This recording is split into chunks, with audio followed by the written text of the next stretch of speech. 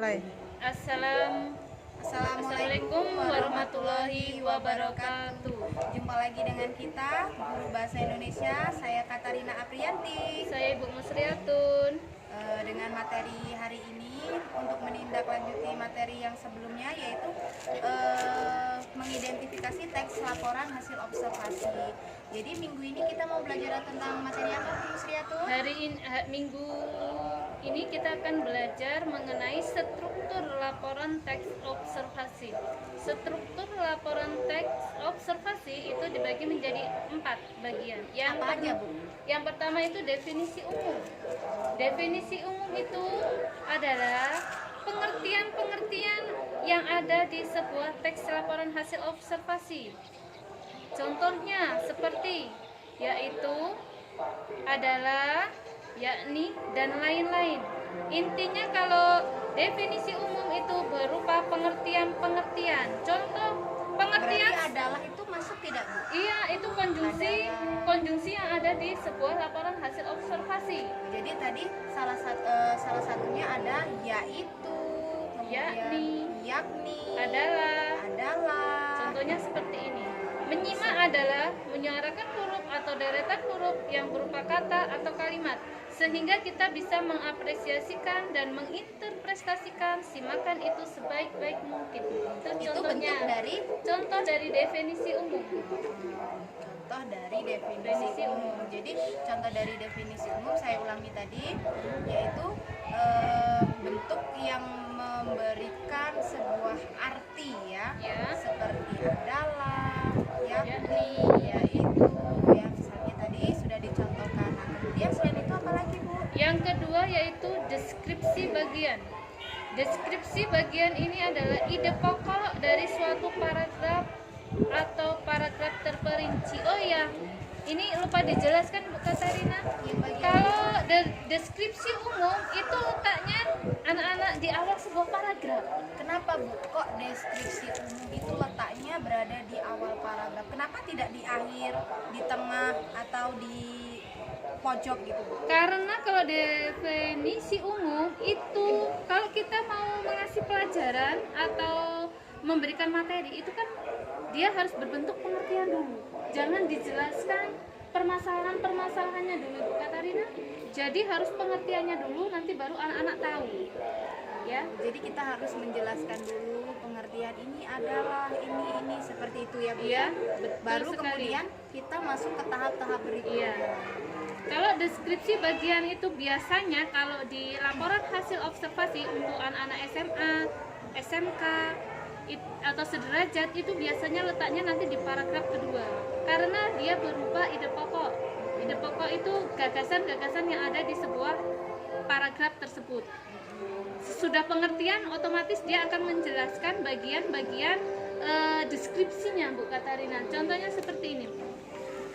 Coba kalian deskripsikan pohon pisang, mulai dari atas sampai ke bawah. Bukan, kalau pengertian pohon pisang itu berarti pengertian dari definisi umum. Kalau deskripsi bagian berarti dia menjelaskan Setiap bagiannya ya, misalnya daun, Masa batang, videoin Bu Katarina sama sekali. Bu Ria sebentar. Terus yang ketiga itu deskripsi manfaat. Bentar lagi.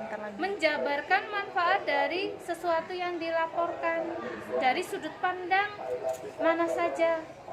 Yang penting dia berupa fakta atau kejadian yang benar-benar terjadi. Berarti kan namanya fakta itu harus sesuai dengan kenyataan ya, Bu ya.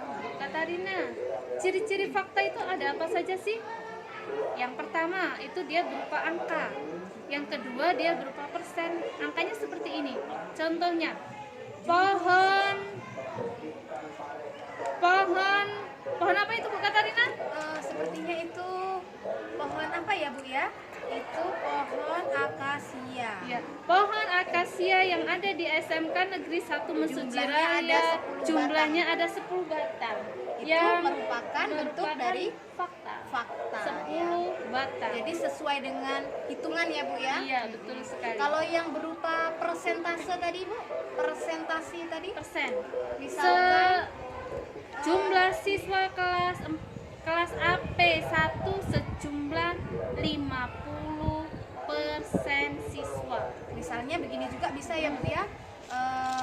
Kelulusan SMK Negeri 1 Mesujiraya berjumlah 100%, artinya seluruh siswanya seluruh 100%. lulus 100%. Ya, betul sekali. Terus yang terakhir Bu Katarina, Bagian ini penutup ada ya? yang namanya penutup. Penutup biasanya konjungsinya adalah demikianlah atau berupa kesimpulan. Kesimpulan yang bisa diambil dari Itu berarti hasil laporan kesimpulan, berarti itu sudah menunjukkan bahwasanya itu akhir dari sebuah laporan hasil observasi. Ya, Misalnya Bu ya, kalau mau buat surat cinta juga bisa ya. Bisa. Demikianlah surat cinta ini saya berikan. Artinya sudah menunjukkan bahwa itu mengakhiri sebuah kalimat tersebut atau surat tersebut ya, kalau bentuknya surat bisa. ya Bu ya. Bisa. apakah bisa? Jadi ciri-cirinya tadi apa Bu? Kita ada ulangi. Demikian. Oh ya. Terus kemudian Demikian bisa disimpulkan bisa disimpulkan dan lain sebagainya dan nanti. lain sebagainya. Iya. Itu di akhir dari surat bukan hasil surat.